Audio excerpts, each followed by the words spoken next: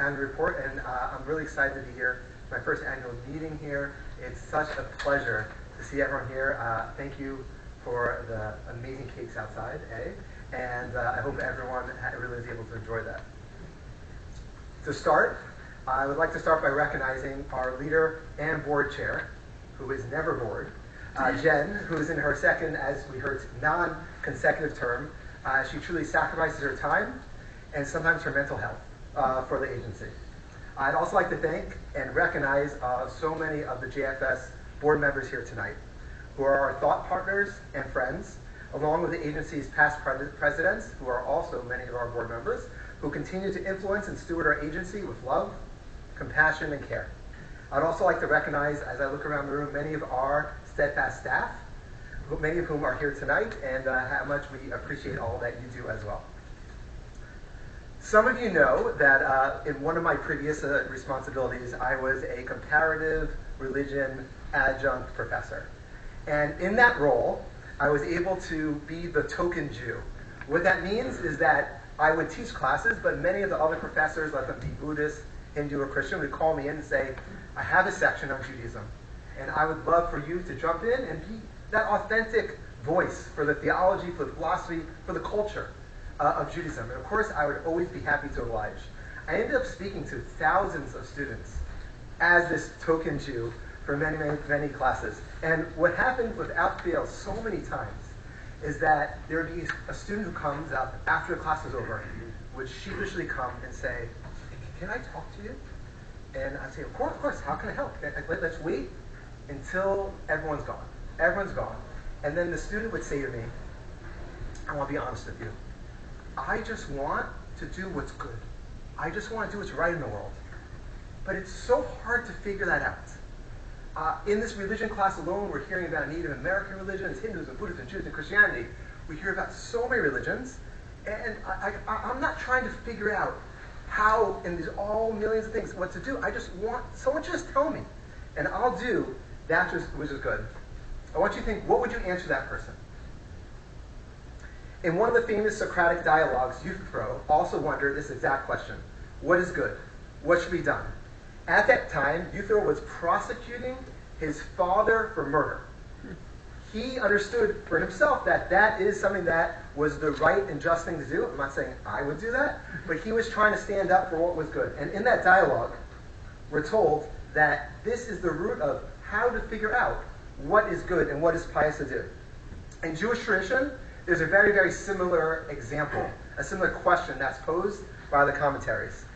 In Genesis, it says multiple times after certain days of the creation that Vayhi Tov, and it was good. I think it's a phrase we've all heard many times, and it was good. And I would ask you, what does it mean to say it was good? It turns out the commentators have many different perspectives on what it means to be good. Rashi, the most famous commentator, says it means to be utilitarian. So, for example, when after the first day light was created, it says that on day one it was good. And Rashi explains that it was good because it served as a concrete, beneficial purpose. It had a function. How do you know what's good? It serves a purpose. Maimonides takes a different approach. He says it contributes to intellectual order. So goodness, in his view, is about structure and design. Each day of creation is good because it completes and organizes part of the overall system. In a third opinion, that of Zasordo, also a well-known commentator, he says that what does it mean to be good? When someone's fulfilling the purpose for which something is created. So I think there's a very fundamental question. One thing that the students wanted to know, one thing that Euthyphro wanted to know, and one thing I think that we want to know, how do we carry this out? How to be good? Is it like the first commentator said that good is about utility, or is about order and integrity, or is about living out one's purpose? In order to answer this question, I want to start by showing you a picture. This is a picture of one of our past clients, this Nathan Wax. And I want to share part of his story to you. He was a Holocaust survivor of 7 concentration camps. Husband to Ava, parent, grandparent, and former client of ours until he passed away. Our staff cared for him. Not like he's a client, not like his friend, like his family. A JFS driver drove him to Passaic on Erev Shabbos to be with his family there. I don't know if anyone here has ever tried to drive in New Jersey on Friday. It is not a good thing to do. They drove him to doctors in Union County. They drove him to doctors in North Jersey. He received home health care from Debbie, who's here today, one of our social workers at the time, and visited him once a week. Renee, our nurse, visited him once a month. Rivka's daughter used to visit him. Heidi's daughter used to visit him. Every Shabbos, he called Renee and Debbie once he moved to Passaic. And when he could not see numbers on the phone any longer, they called him. Does that sound like a client? Or does that sound like family? Recently, the Lax family made a donation to us, and they set up the Nathan, Naftali, and Ava Lax Fund for Elder Care. Now it has $65,000 in it. And to pay it forward, for just like we were able to support their family, so too we can now support other families. When I think of Nathan, it's clear to me that he was not just a client. He was family. I recently visited Alan Simberloff. I think many of you know him. He lives in Hillside, which I think is that way. And he's 95 years old, former board member, very involved for many years.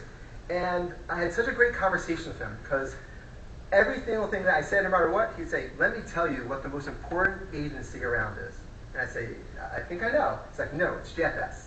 And I said, that's what I was going to say. And he would say, let me tell you. And he'd go reason after reason. This is what happened 5 years ago. This is what happened 10 years ago. This is when I had this interaction. This is the amazing things that the agency does. And he went line by line, telling me story after story of what the agency does. As a 95-year-old, I think at least he could speak somewhat more objectively about the agency, maybe in comparison to Fred, who maybe as the only person to compete with him that length of time involved agency, but he had the experience to speak about the matter.